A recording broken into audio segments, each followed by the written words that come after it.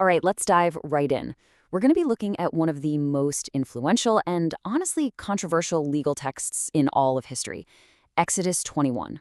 I mean, this is a code that has shaped how people think about justice for literally thousands of years. So we're going to peel back the layers and see what it really had to say about things like freedom, punishment, and what's fair. You've all heard the phrase, right? An eye for an eye.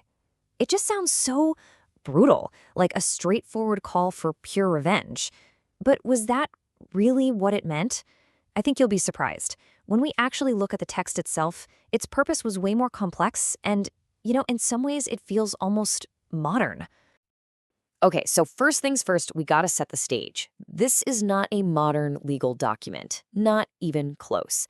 Think of Exodus 21 as like the foundational rulebook for a wandering tribal society. These were the laws that covered everything, from how you treat servants to what happens when someone gets hurt. And they really give us a window into a worldview from thousands and thousands of years ago. So the code kicks off in a pretty interesting place. It doesn't start with laws about property or theft or big crimes. Nope. It starts with people. Specifically, it lays out this whole detailed system for a group the text calls Hebrew servants. And let me tell you, the rules for them reveal a ton about what this society really valued.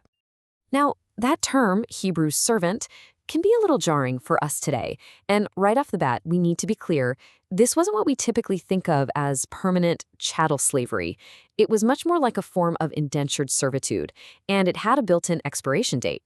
The text is super specific, a 6-year term of service. After that, you go free. And that whole idea, that built-in path to freedom, is absolutely critical for understanding everything that comes next. So what did this path to freedom actually look like? Well, for a male servant, it was pretty straightforward. You serve for 6 years, and in the 7th year, you're free. If you came into this arrangement alone, you leave alone. If you came with your wife, you both leave together. Simple enough, right? But there was a catch, a big one. If the master gave you a wife during your service, well, that wife and any kids you had with her, they belonged to the master. And this sets up this incredibly powerful, almost heartbreaking dilemma. A man could walk away totally free, but completely alone, or he could choose to become a servant for life, just to stay with the family he loves. And that leads us to a really stark contrast in the law, because the rules for female servants, they were completely different.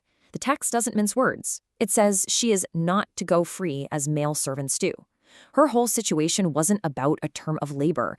It was tied to her marriage prospects. The expectation was that she'd become a wife or a concubine for the master or his son. So for her, freedom wasn't a guarantee after a set amount of time. It was only an option if her basic rights to things like food, clothing, and her marriage status were violated. Okay, so the code moves on from rules about servitude to laws about physical harm.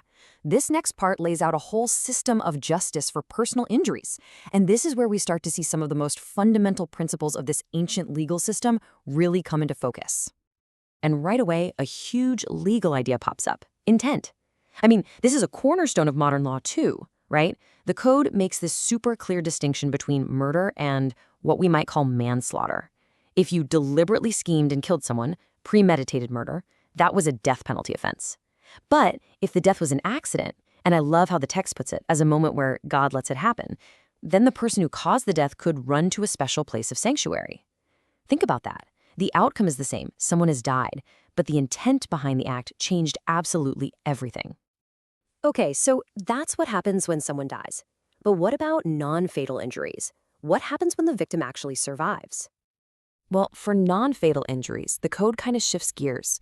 It moves away from punishment and focuses almost entirely on compensation. So let's say 2 guys get into a fight, one gets hurt but eventually recovers. The attacker's main responsibility becomes financial.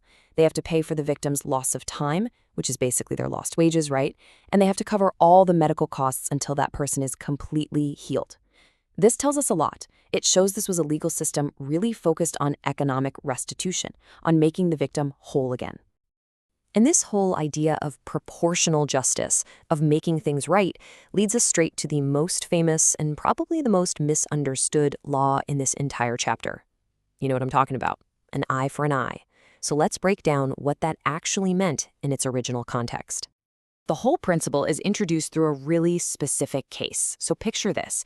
Two people are fighting, and in the chaos, they accidentally hit a pregnant woman. The blow is so bad, it causes her to go into labor prematurely. Now the law steps in and asks one critical question. Was there any other serious injury?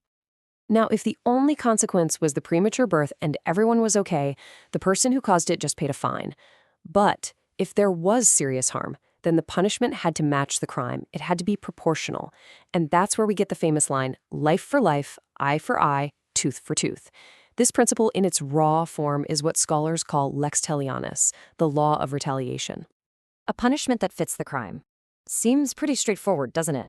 But this is where the code reveals its most critical and, honestly, its most challenging layer. So, was this principle, this idea of equal retaliation, applied to everyone? The text gives us a very clear answer, and it might not be what you expect. The answer is a flat-out no. Social status changed everything. Eye for an eye was the rule, but only if the victim was a free person. What happened if a master destroyed the eye of his slave? The master didn't lose an eye. Instead, the slave was set free as compensation. And you see this pattern over and over. An ox gores and kills a free person's child, the ox's owner could actually face the death penalty. But if that same ox kills a slave, the owner just pays the slave's master 30 shekels of silver. So justice wasn't blind here at all. It was explicitly tied to your station in life. Okay, so we've looked at all these specific cases. Let's zoom out for a second. What are the big patterns here? What do these laws really tell us about the core principles that shaped this ancient society's whole idea of justice? I think we can boil it all down to 4 key ideas. First, intent is everything. The why behind an action was just as important as the what. Second, compensation often trumped punishment. The goal was frequently to restore a loss, to make things right financially. Third, and this one is a biggie, hierarchy was the law of the land.